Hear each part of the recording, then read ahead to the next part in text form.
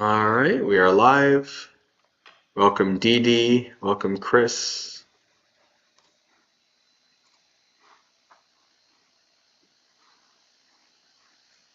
Welcome to those who are joining.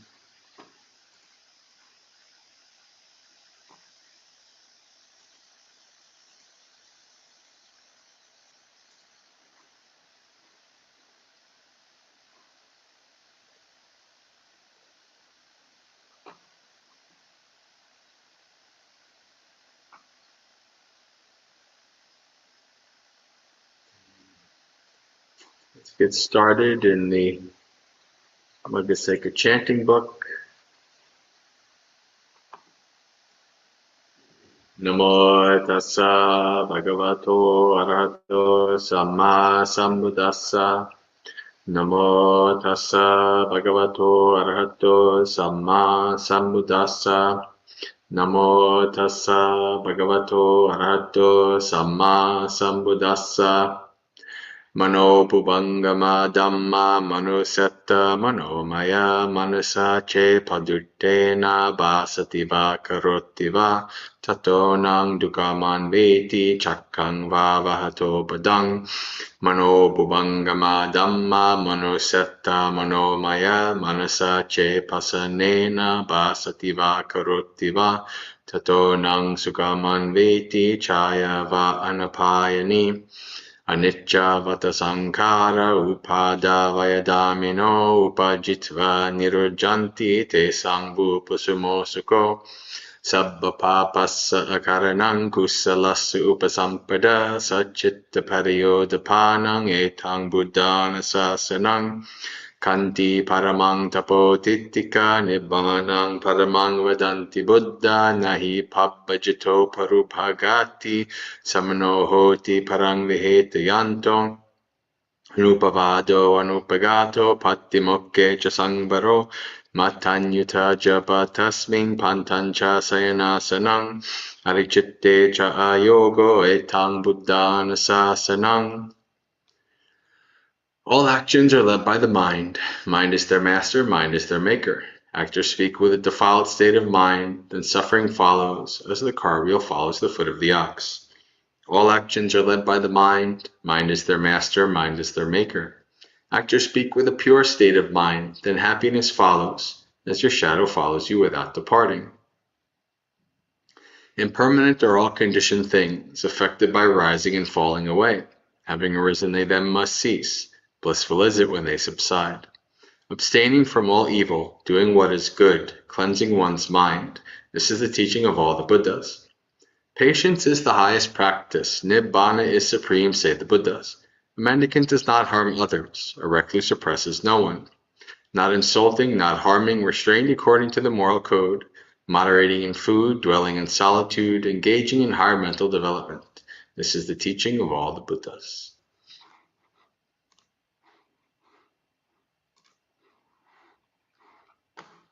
All right, friends, welcome. It is Monday night. That means it is time for the Festival of Dhamma with the Maggaseka community. It's time for Dhammapalooza. And, hello, Michelle. Welcome. We'll get started with meditation in about a minute.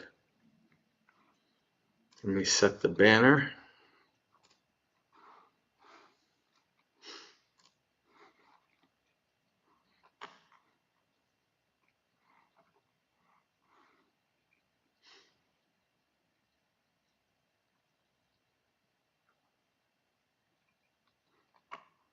Hope everybody's doing well today.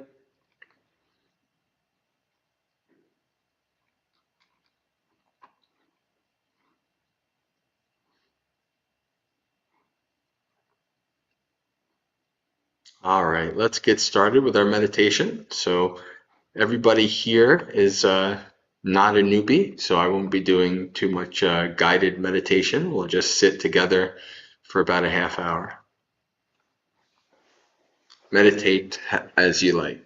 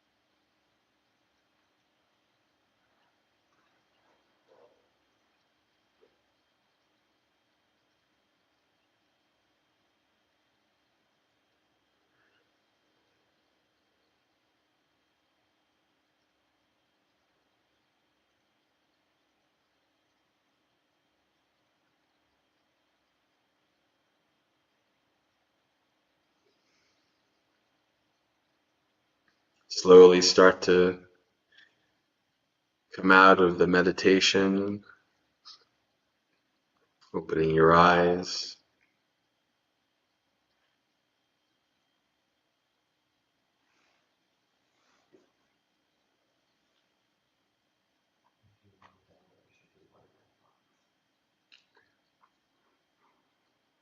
Welcome Visakha, welcome Jayantha. Let me change the banner.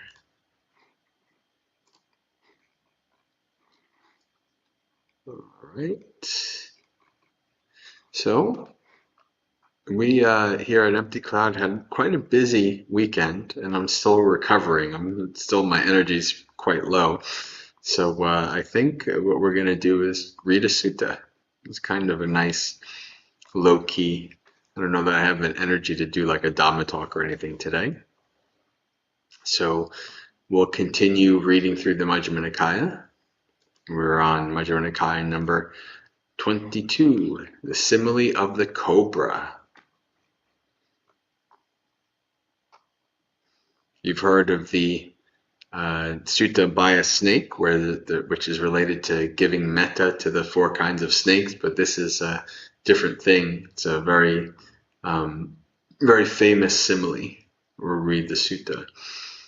All right, sharing screen.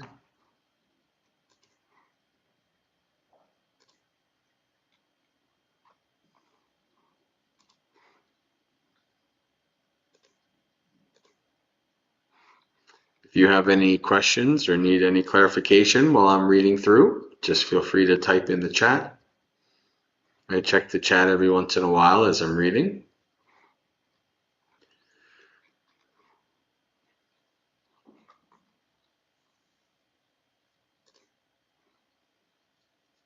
The simile of the cobra. So I have heard. At one time the Buddha was staying near Savatthi in Jeta's Grove, Anathapindika's monastery. Now at that time, a mendicant called Aritta, who had previously been a vulture trapper, had the following harmful misconception. So we have a mendicant, we have a bhikkhu, and he has this harmful misconception. As I understand the Buddha's teaching, the acts that he says are obstructions are not really obstructions for the one who performs them. Several mendicants heard this rumor. They went up to Aritta and said to him, "Is it really true, Reverend Aritta, that you have such a harmful misconception? As I understand the Buddha's teaching, the acts that he says are obstructions are not really obstructions for the one who performs them." Absolutely, Reverend. As I understand the Buddha's teaching, the acts that he says are obstructions are not really obstructions for the ones who perform them. There's a couple suttas like this. You have to think about, remember that this is a time where across northern India, you have monastics wandering, giving teachings and meeting people, and they become maybe they even become ordained under those monastics. There's a sutta where a monk spends a night in a little what you call shelter with the Buddha himself, and he didn't know that was the Buddha. It's quite a nice little sutta. So you have this kind of widespread thing, and it's not that unsurprising that there might even be bhikkhus who have a misunderstanding of the teachings. And so the Buddha in many suttas, when dealing with people who have these misconceptions, tries to make sure that they do not have those misconceptions, because if you misconstrue the teachings, it can lead to lots of harm. So we'll see the Buddha engaging with this monk here in a little bit. Then, wishing to dissuade Aritta from his view, the mendicants pursued, pressed, and grilled him. "Don't say that, Aritta. Don't misrepresent the Buddha, for misrepresentation of the Buddha is not good, and the Buddha would not say that." In many ways, the Buddha has said that obstructive acts are obstructive, and that they really do obstruct the one who performs them. The Buddha says that sensual pleasures give little gratification and much suffering and distress, and they are all the more full of drawbacks. With the similes of a skeleton, the similes of a scrap of meat, of a grass torch, of a pit of glowing coals, a dream, borrowed goods, fruit on a tree. Now, I'm pretty sure almost all of these you can find in the suttas. There might be one or two that maybe are kind of lost and not written down, but almost all of these, if not all of them, you should be able to find in the suttas. This is just another example of many where the suttas are referencing themselves.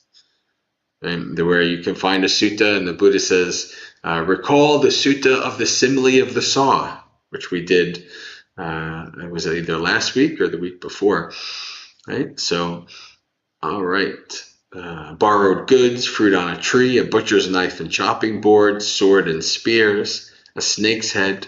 The Buddha says that sensual pleasures give little gratification and much suffering and distress, and they are all the more full of drawbacks.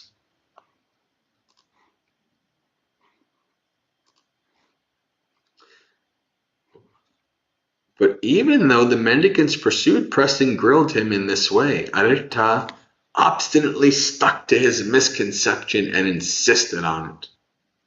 When they weren't able to dissuade Aritta from his view, the mendicants went to the Buddha, bowed, sat down to one side, and told him what happened. And there's all repetition. Bhante Sujato has not translated it, which is good. So the Buddha addressed one of the monks. Please, monk, in my name, tell the mendicant Aritta, formerly a vulture trapper, that the teacher summons him. Yes, sir, that monk replied. He went to Aritta and said to him, Reverend Aritta, the teacher summons you. Yes, Reverend, Aritta replied. He went to the Buddha, bowed, and sat down to one side. The Buddha said to him, Is it really true, Aritta, that you have such a harmful misconception? As I understand the Buddha's teaching, the acts that he says are obstructions are not really obstructions for the one who performs them. Absolutely, sir. As I understand the Buddha's teaching, the acts that he says are obstructions are not really obstructions for the one who performs them. Futile man! Who on earth have you ever known me to teach in that way? Let me see. I want to see not futile. I think that, yeah, the Pali is Mogha Purisa, a foolish, worthless, useless person. Bhante Sujato, I think, is being a little kind by saying he's a futile man. A literally empty man. Haven't I said in many ways that obstructive acts are obstructive, and that they really do obstruct the one who performs them?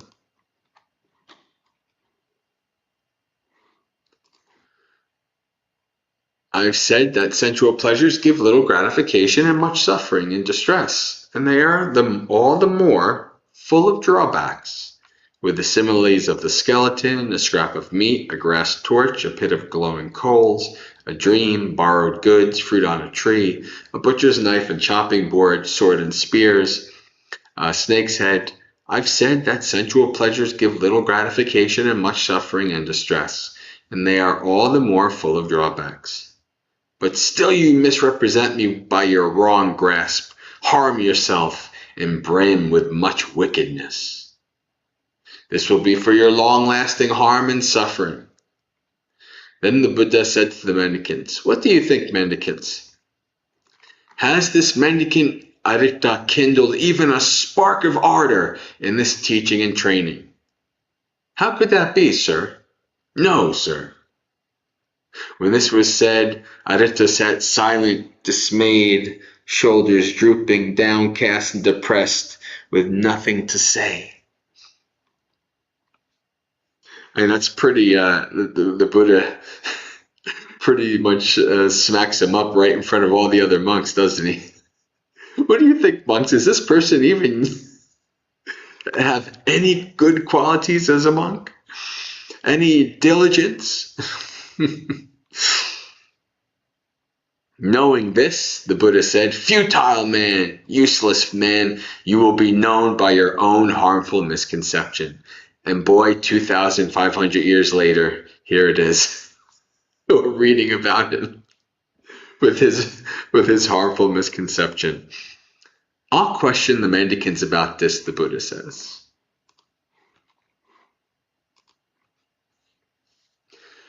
Then the Buddha said to the mendicants, "Mendicants, do you understand my teaching as Aritta does? When he misrepresents me by his wrong grasp, harms himself and brims with much wickedness." No, sir. For in many ways the Buddha has told us that obstructive acts are obstructive, and that they really do obstruct the one who performs them. The Buddha has said that sensual pleasures give little gratification and much suffering and distress, and they are all full of drawbacks.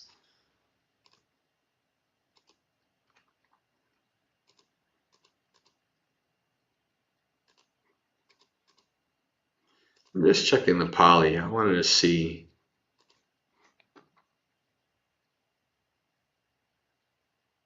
Oh no, that's not what I wanted to check.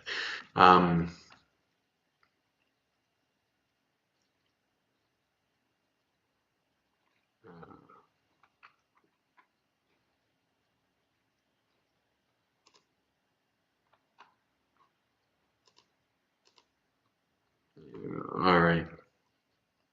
With the simile of the skeleton, etc., a snake's head, the Buddha has said that sensual pleasures give little gratification and much suffering and distress, and they are all the more full of drawbacks.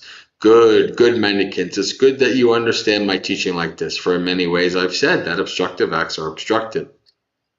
I've said that sensual pleasures give little gratification and much suffering and distress, and they are all the more full of drawbacks. But still, this Aritta misrepresents me by his wrong grasp, harms himself, and brims with much wickedness. This will be for his long-lasting harm and suffering.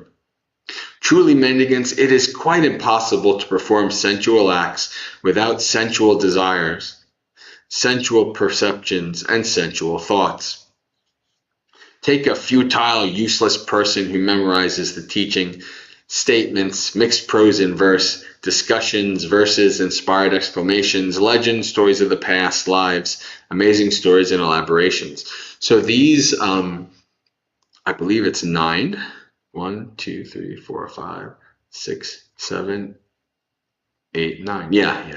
So these are believed to be the way that the teachings were originally grouped, because we're talking about, this is before Anguttara Nikaya, Majjhima Nikaya, etc. So they were grouped in these 9 ways, which share a lot of similar grouping to the way the Brahmins group things, right? So, but they don't examine the meaning of those teachings with wisdom, and so don't come to an acceptance of them after deliberation. They memorize the teaching for the sake of finding fault and winning debates. They don't realize the goal for which they memorize them. Because they're wrongly grasped, those teachings lead to their long-lasting harm and suffering. Why is that? Because they're wrong grasp of the teaching. Suppose there was a person in need of a cobra. I wonder who would be in need of a cobra. And while wandering in search of a cobra, they'd see a big cobra, maybe somebody who sells cobras. And they grasp the cobra by the tail. But that cobra would twist back and bite them on the hand or the arm or other major or minor limb, resulting in death or deadly pain. Why is that? Because of their wrong grasp of the cobra. In the same way, a useless person memorizes the teaching, etc., and does not grasp them correctly. And those teachings lead to their long-lasting harm and suffering. Why is that? Because of their wrong grasp of the teachings. Now take a gentleman who memorizes the teaching. Statements, mixed prose and verse, discussions, verses, inspired exclamations, legends, stories of the past lives, amazing stories and elaborations. And once he's memorized them, he examines their meaning with wisdom and comes to an acceptance of them after deliberation. He doesn't memorize the teachings for the sake of finding fault and winning debates. He realizes the goal from which he memorized them, because they're correctly grasped. Those teachings lead to his lasting welfare and happiness. Why is that? Because of his correct grasp of the teachings. Suppose there was a person in need of a cobra, and while wandering in search of a cobra, they'd see a big cobra, and they'd hold it down carefully with a cleft stick. Only then would they correctly grasp it by the neck. And even though that cobra might wrap its coils around the person's hand or arm or some other major or minor limb, that would not result in death or deadly suffering. Why is that? Because of their correct grasp of the cobra. In the same way, a gentleman memorizes the teaching, etc., and those teachings lead to his welfare and happiness. Why is that? Because of his correct grasp of the teaching. So, mendicants, when you understand what I've said, you should remember it accordingly. But if I've said anything that you don't understand, you should ask me about it, or some competent mendicant. Mendicants, I will teach you a simile of the teaching as a raft, for crossing over, not for holding on. Hello, Gregory. Hello, Jay. Welcome.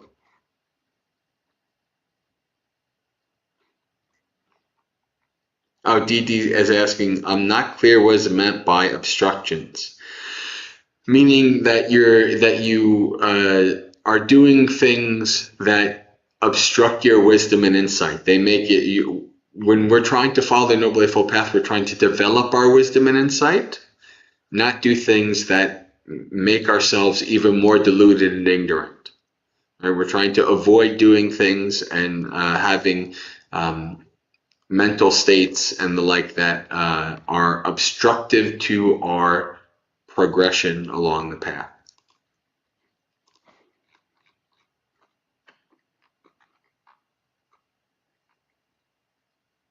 Brian says, how does the Buddha know that this harsh approach is the most effective with this particular monk?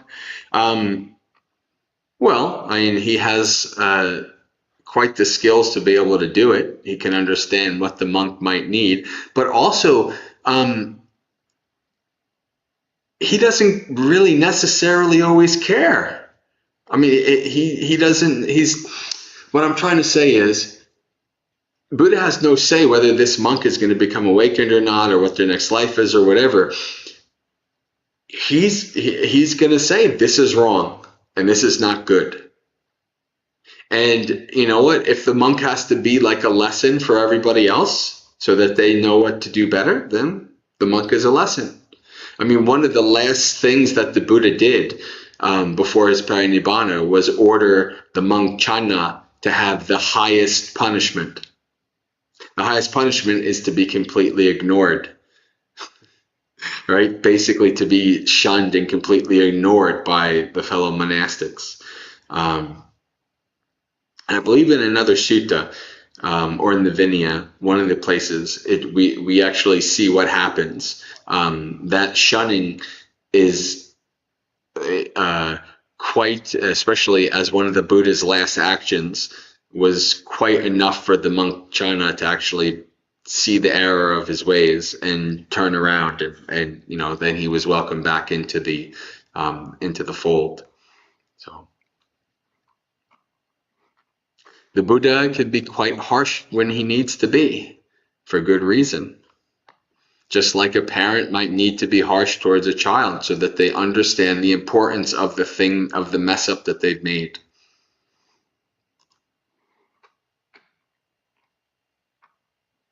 Now, if you're like harsh and yelling all the time, then it doesn't work, because then, you know, the disciple or the child is just like, oh, yeah, another day, another yelling and screaming.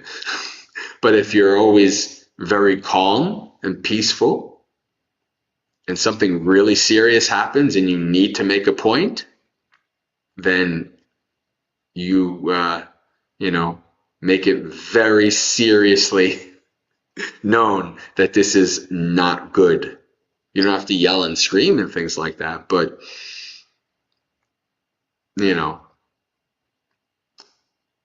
if a monk under me ever does something seriously bad, they will know it's bad.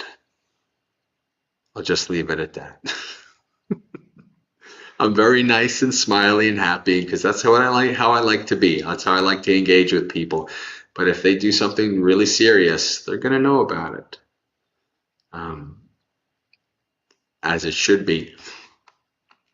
Teaching like a cobra when appropriate. Yeah, I guess. That's not a bad way of putting it.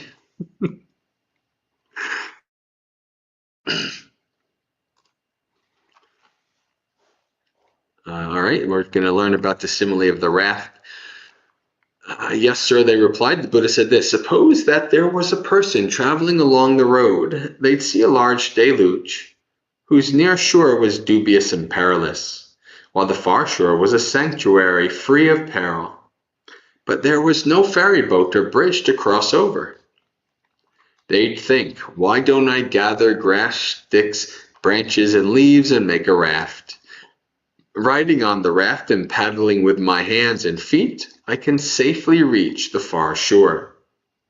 And so they'd do exactly that. And when they'd crossed over to the far shore, they'd think, this raft has been very helpful for me. Riding on the raft and paddling with my hands and feet, I have safely crossed over to the far shore. Why don't I hoist it on my head or pick it up on my shoulder and go wherever I want? What do you think, mendicants? Would that person be doing what should be done with the raft? No, sir. What mendicants should that person do with the raft? When they've crossed over, they should think this raft has been very helpful to me. Why don't I beach it on dry land or set it adrift on the water and go wherever I want? That's what the person should do with the raft. In the same way, I have taught a simile of the teaching of a raft for crossing over, not for holding on. In the end, you even let go of the Dhamma. Right? You let go of the path and you let go of the Dhamma. An awakened one is said to be beyond good and evil, beyond merit and demerit. Not holding on to even the Dhamma. By understanding the simile of the raft, you will even give up the teachings, let alone what is not the teachings. Mendicants, there are these 6 grounds for views. What 6?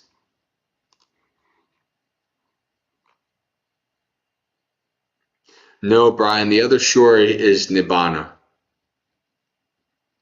It's a very, very famous, prominent simile in the suttas. Crossing the shore is becoming awakened. We have the line where most of the people just run up and down this shore. Very few actually reach the further shore.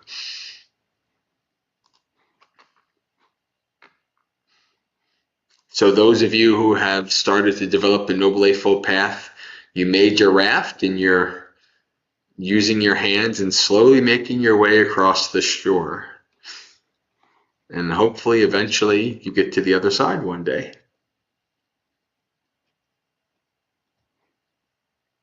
Right, so how does one see it from the near shore? The Buddha points it out that it's possible.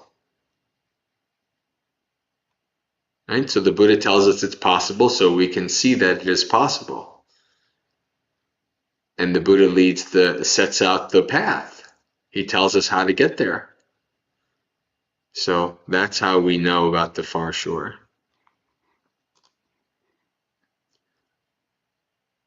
So what's 6? Take an unlearned, ordinary person who has not seen the noble ones and is neither skilled nor trained in their teaching of the noble ones. They've not seen true persons and are neither skilled nor trained in the teaching of the true persons. They regard form as, this is mine, I am this is myself. They also regard feeling, perception, choices, and consciousness. whatever is seen, heard, thought, known, attained, sought, and explored by the mind as this is mine, I am this is myself. And as for this ground for views, all suffering starts from the beginning in the creation of identity. The creation of identity is taking the five aggregates as me, mine, and myself, as the Buddha is saying here. As for this ground for views, the cosmos and the self are one and the same.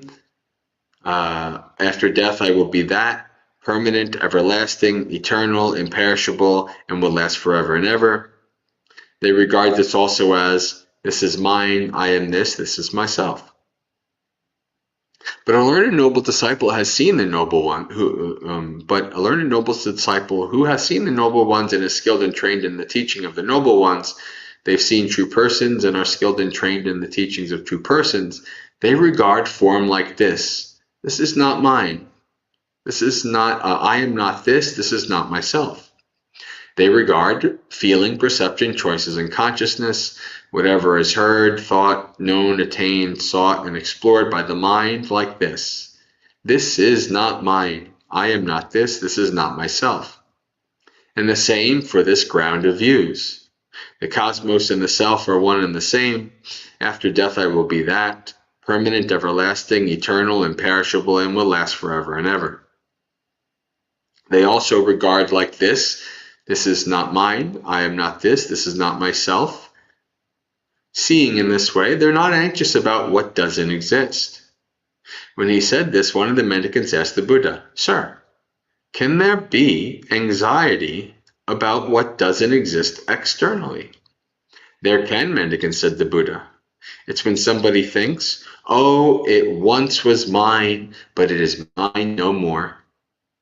Oh, it could be mine, but I do not get it. They sorrow and wail and lament, beating their breast and falling into confusion.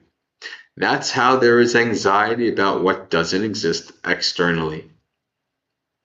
But can there be no anxiety about what doesn't exist externally? There can, mendicant, said the Buddha.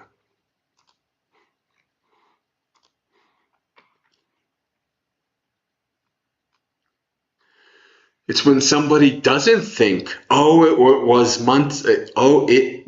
was mine, but is mine no more. Oh, it could be mine, but I do not get it.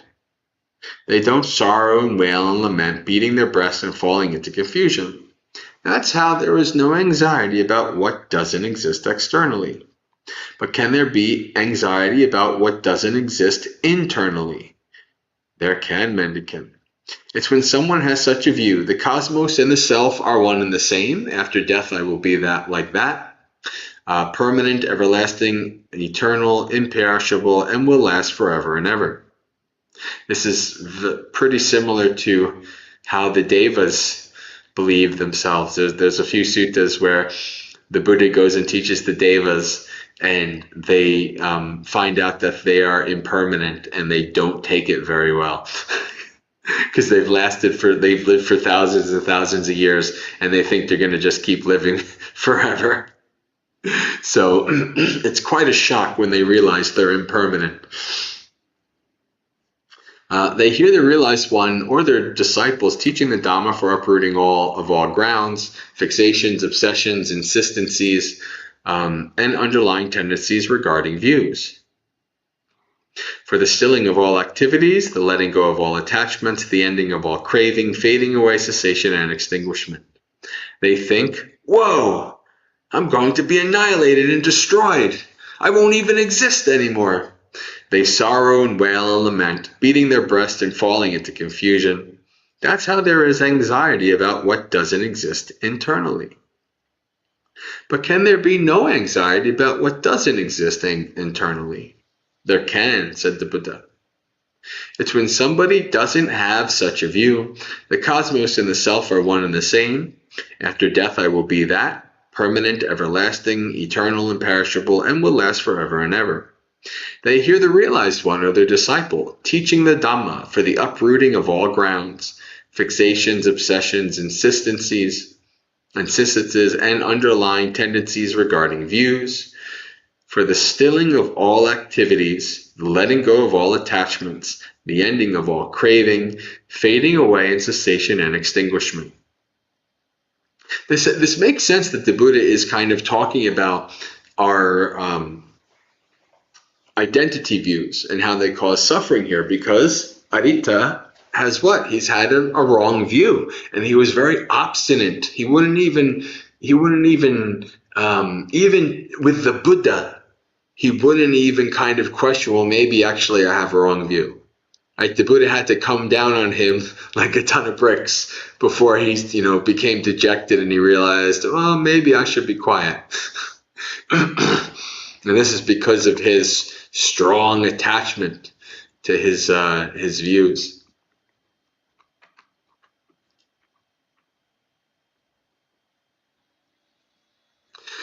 They hear the realized one or their disciples teach the Dhamma for the uprooting of all grounds, fixations, obsessions, insistences, and underlying tendencies regarding views, for the stilling of all activities and the letting go of all attachments, the ending of craving, fading away, cessation and extinguishment. They don't think, whoa, I'm going to be annihilated and destroyed. I won't even exist anymore.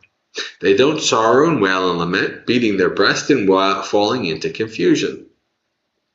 That's how there's no anxiety about what doesn't exist internally. So we're dealing with two extremes. The Buddha says, there's the extreme of eternalism, I'm going to live forever, and there's the extreme of I'm going to be completely annihilated.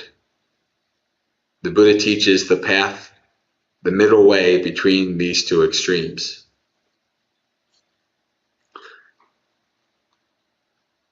That's how there is no anxiety about what doesn't exist internally. Mendicants, it would make sense to be possessive about something that's permanent, everlasting, eternal, imperishable, and will last forever and ever. But do you see any such possessions? No, sir. Good, mendicants. I also can't see any such possessions. It would make sense to grasp at a theory of self that didn't give rise to sorrow, lamentation, pain, sadness, and distress. But do you see any such theory of self? No, sir. Good, mendicants. I also can't see any such theory of self. It would make sense to rely on a view that didn't give rise to sorrow, lamentation, pain, sadness, and distress. But do you see any such view to rely on?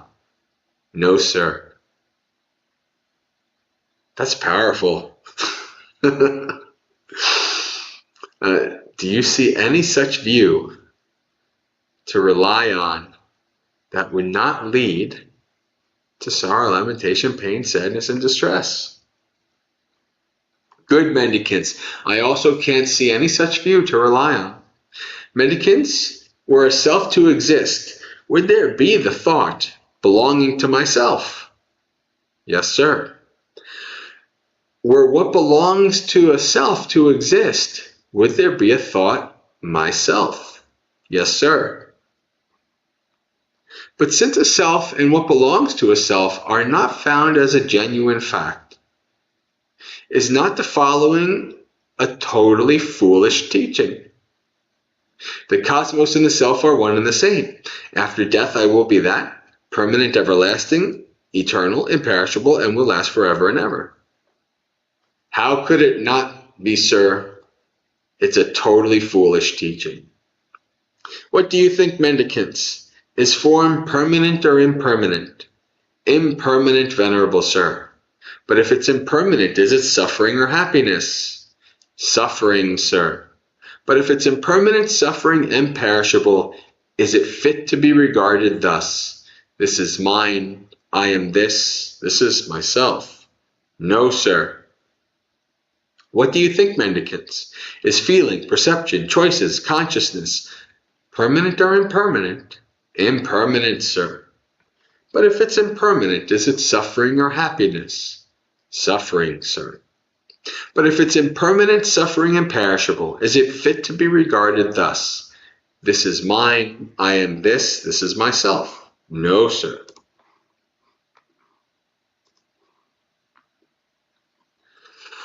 So mendicants, you should truly see any kind of form at all, past, future, or present, internal or external, solid or subtle, inferior or superior, far or near, all form, all feeling, all perception, all choices, all consciousness, as, with right understanding as, this is not mine, I am not this is not myself. Seeing this, alert and noble disciple grows disillusioned with form, feeling, perception, choices, and consciousness. Being disillusioned, desire fades away. When desire fades away, they're freed. When they're freed, they know they're freed. They understand rebirth has ended. The spiritual journey has been completed. What had to be done has been done. There's nothing further for this place. Such a mendicant is one who is called, one who has lifted the crossbar, one who has filled in the moat, one who has pulled up the pillar, one who is unimpeded, and also a noble one with banner lowered and burden dropped. How many times you hear me talk about the burden? The Buddha, this is where you will see the burden talked about throughout all the suttas. When the Buddha talks about an awakened being, the burden is always dropped, detached. And how has a mendicant raised the crossbar? It's when a mendicant has given up ignorance, cut it off at the root, made like a palm stump, obliterated it so it's unable to arise in the future. That's how a mendicant has lifted the crossbar. And how has a mendicant filled in the moat? It's when a mendicant has given up transmigrating through births and future lives, cut it off at the root, made it like a palm stump, obliterated it so it's unable to arise in the future. That's how a mendicant has filled in the moat. And how has a mendicant pulled up the pillar? It's when a mendicant has given up craving, cut it off at the root, made it like a palm stump, obliterated it so it's unable to arise in the future. That's how a mendicant has pulled up the pillar. And how is a mendicant unimpeded? It's when a mendicant has given up the 5 lower fetters. That it means that they are a non-returner. Cut them off at the root, made them like a palm stump, obliterated them so they're unable to arise in the future. That's how a mendicant is unimpeded. And how is a mendicant a noble one with banner lowered and burden dropped, detached? It's when a mendicant has given up the conceit I am. Only an arahant has gotten to that point. The conceit I am is one of the last fetters. Only an arahant knocks out the last 5. There's 10 fetters. When you are a non-returner, you have knocked out 5, as we just read. And then when you become an arahant, you knock out the last 5, including the conceit I am. Cut it off at the root, made it like a palm stump, obliterated it so it's unable to arise in the future. That's how a mendicant is a noble one with banner lowered and burden dropped, detached. When a mendicant's mind was freed like this, the gods together with Indra, the divinity, and the progenitor, search as they may, will not discover. This is the basis of that realized one's consciousness. Why is that? Because even in this very life that realized one is not found, I say. Though I state and assert this, certain ascetics and Brahmins misrepresent me with the incorrect, hollow, false, and untruthful claim. The ascetic Gautama is a terminator, is an exterminator. He advocates the annihilation, eradication, and non-existence of an existing being. They misrepresent me as what I am not, and saying what I do not say. In the past, as today, what I describe, this is the famous line, both formerly and today, all that I teach is suffering and the cessation of suffering. This being so, if others abuse, attack, harass, and trouble the realized one, he doesn't get resentful, bitter, and emotionally exasperated. Or if others honor, respect, revere, and venerate him, he doesn't get thrilled, elated, and emotionally excited.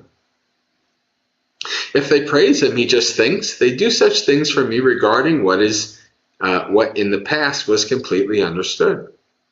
So mendicants, if others abuse, attack, harass, and trouble you, don't make yourselves resentful, bitter, and emotionally exasperated. Or if others honor, respect, revere, and venerate you, don't make yourselves thrilled, elated, and emotionally excited. If they praise you, just think, they do such things for us regarding what in the past was completely understood. So mendicants, give up what isn't yours. Hint, nothing is yours. Giving it up will be for your lasting welfare and happiness. And what isn't yours? Form isn't yours. Give it up. Giving up will be for your lasting welfare and happiness. Feeling, perception, choices, and consciousness isn't yours. Give it up. Giving it up will be for your lasting welfare and happiness. What do you think, mendicants? Suppose a person was to carry off the grass, sticks, branches, and leaves in this Jeta's grove, or burn them and do what they want with them. Would you think this person is carrying us off, burning us, and doing what they wanted with us? No, sir. Why is that? Because to us, that's neither self nor belonging to self. In the same way, mendicants, give up what isn't yours. Giving it up will be for your lasting welfare and happiness. And what isn't yours? Form, feeling, perception, choices, and consciousness are not yours. Give them up. Giving them up will be for your lasting welfare and happiness. The teaching, well explained thus by me, is clarified, revealed, illuminated, and stripped of patchwork. In this teaching, thus well explained, for those mendicants who are perfected, who have ended the defilements, completed the spiritual journey, done what had to be done, laid down the burden, achieved their heart's goal, utterly ended the fetter of continued existence, and are rightly freed through enlightenment, there is no cycle of rebirth to be found. In this teaching, thus well explained, those mendicants who have given up the 5 lower fetters are all reborn spontaneously. They are extinguished there and are not liable to return to this world. In this teaching, thus well explained, those mendicants who, having given up 3 fetters and weakening greed, hatred, and delusion, are once returners. They come back to this world once only, then make an end of suffering. In this teaching, thus well explained, those mendicants who have ended 3 fetters are all stream enterers, not liable to be reborn in the underworld, bound for awakening. In this teaching, thus well explained, those mendicants who are followers of teachings or followers by faith, this is Dhamma follower and faith follower, are all bound for awakening. The teaching, well explained thus by me, is clarified, revealed, illuminated, and stripped of patchwork. In this teaching, thus well explained, those who have a degree of faith and love me for all, love for me, are all bound for heaven. That is what the Buddha said. Satisfied, the mendicants approved of what the Buddha said. Sadhu.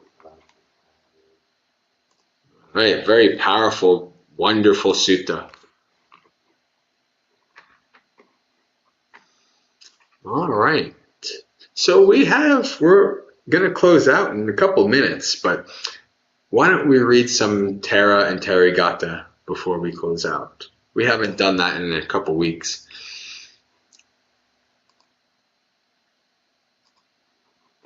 All right. We'll read a couple of each. For those of you who are new, you don't know what the Tari and the Therigatha are. These are verses from senior bhikkhus and bhikkhunis in the day of the Buddha. So, all right. Verses of the senior monks, 1.91. Paripunika. What I consume today is considered better than delicious grains of 100 flavors. The Dhamma taught by the Buddha Gautama of infinite vision.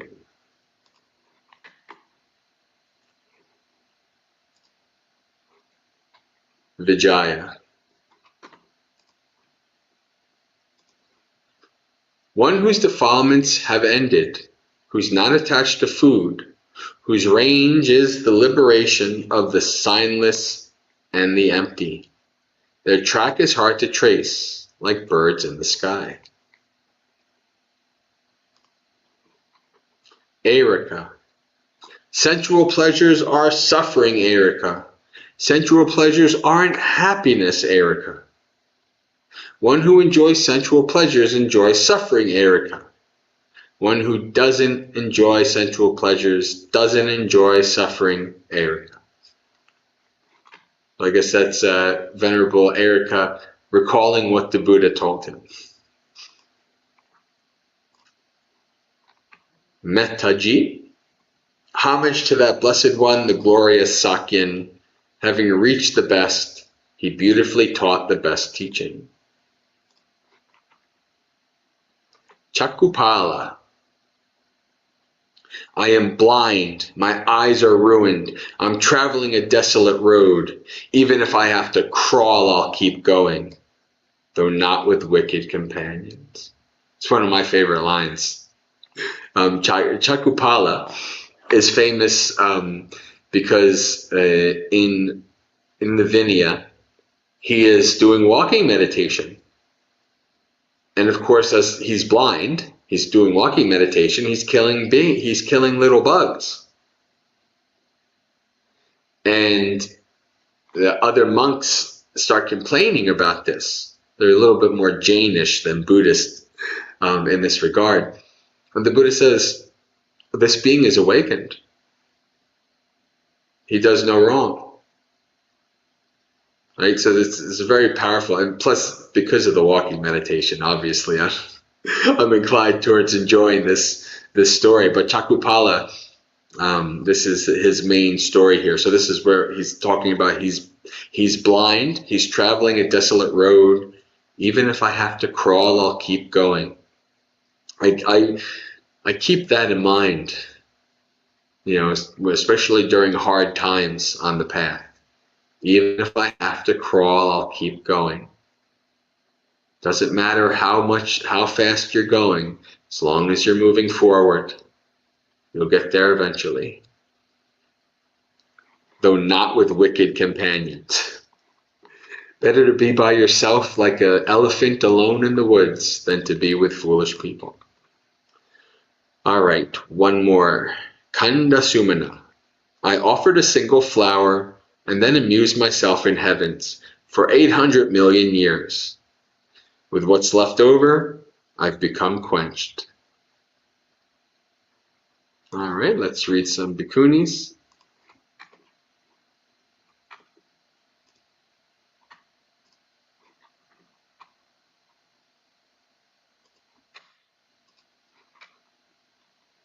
Chala.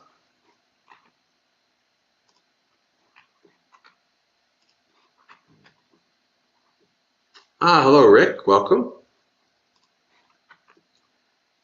As a nun with developed faculties, having established mindfulness, I penetrated that peaceful state, the blissful stilling of conditions. In whose name did you shave your head? You look like an ascetic, but you don't approve of any creed.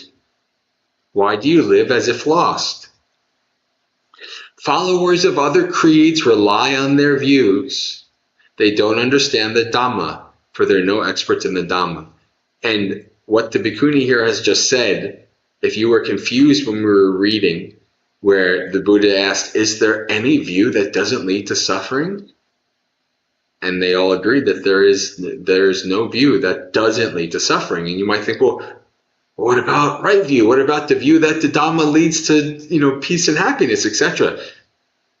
What does she say here?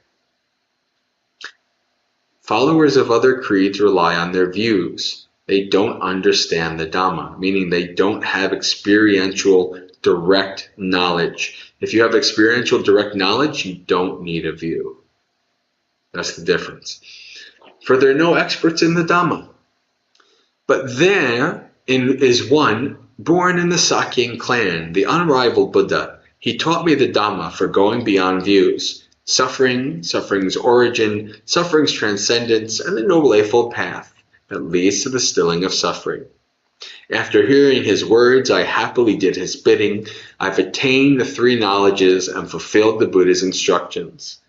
Relishing is banished in every respect, and the massive darkness is shattered.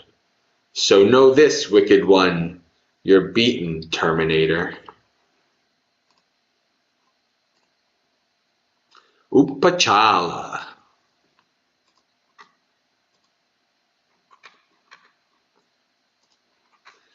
A nun with faculties developed, mindful, seeing clearly, I penetrated that peaceful state which reprobates do not cultivate. I could just imagine Bhante Sujato wanting to make this kind of like a nice rhyme. I penetrated that peaceful state which reprobates do not cultivate. Why don't you approve of rebirth? When you're born, you get to enjoy sensual pleasures. Right? Have you not heard somebody kind of say that? Oh, rebirth sounds great. I get to come back and enjoy sensual pleasures over and over again?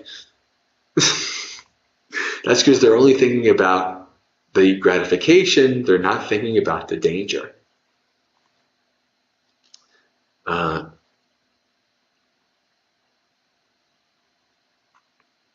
Why don't you approve of rebirths? Well, when you're born, you get to enjoy sensual pleasures, enjoy erotic delights, and don't regret it later. Death comes to those who are born. So this is the response to that comment. And when born, they fall into suffering, the chopping off of hands and feet, killing, caging, and misery. But there is one born in the Sakyan clan, an awakened champion. He taught me the Dhamma for passing beyond rebirth. Suffering, suffering's origin, suffering's transcendence, and the Noble Eightfold Path that leads to the stilling of suffering. After hearing his words, I happily did his bidding. I've attained the three knowledges and fulfilled the Buddha's instructions. Relishing is banished in every respect, and the massive darkness is shattered. So know this, wicked one, you're beaten, Terminator.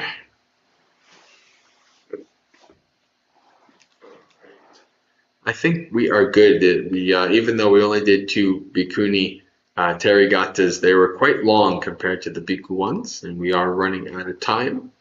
So,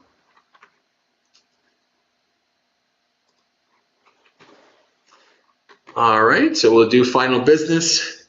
So if you are watching this stream for the first time, either live or who knows when you might see it, and you are interested in learning more about myself, Bhante Jayasara, and the aspiring Buddhist organization Maggaseka, you can go to the website listed on the screen, maggaseka.org, maggaseka.org. You can find all kinds of information, up-to-date news, including articles and various other things, and links to social media, YouTube, all kinds of stuff.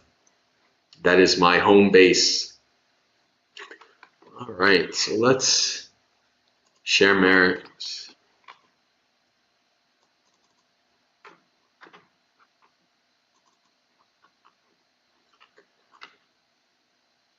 I'll share screen to share merit.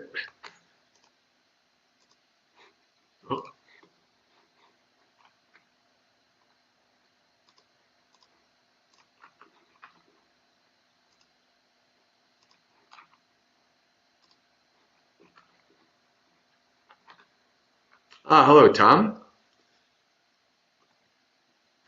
Dukkha patta jana dukkha, bhaya patta jana bhaya, sokha patta jana sokha, hantu sabbe pipanino, etavata cha mehi sampadang punya sampadang, sabbe deva anumodantu sabba sampatti siddhya, akasata chabumata deva naga mehitika, punyang tang anumoditva, chirang rakantu sasanang. May the suffering ones be suffering free, and the fear-struck fearless be. May the grieving shed all grief, and may all beings find relief. May all beings share this merit of ours that we have thus acquired for the acquisition of all kinds of happiness. May beings inhabiting space and earth, devas, nagas, and yakas of mighty power, share this merit of ours. May they long protect the Buddhist dispensation. Sadhu, sadhu, sadhu. All right, friends. that's it for Dhammapalooza for another week. So Suki Hotu, may you be happy and at ease. Practice well and be well, and may you have a spiritually successful and peaceful practice until we meet again, which could be, actually, no, there's no, usually I say morning monastery experience, but there's no MME while I'm here. So, which, who knows, could be next Saturday for another Insight Timer session, or it could be, it's Wednesday night, right, the stream, or you can be on Buddhist Insights YouTube channel, see me Wednesday night, Friday morning, and Friday afternoon, or Friday evening for Monk Chat. So I'm doing more than twice the amount of streams I normally do. So plenty of opportunity to see me for the next couple of weeks. If I stay alive, we'll see. And until then, practice well and be well.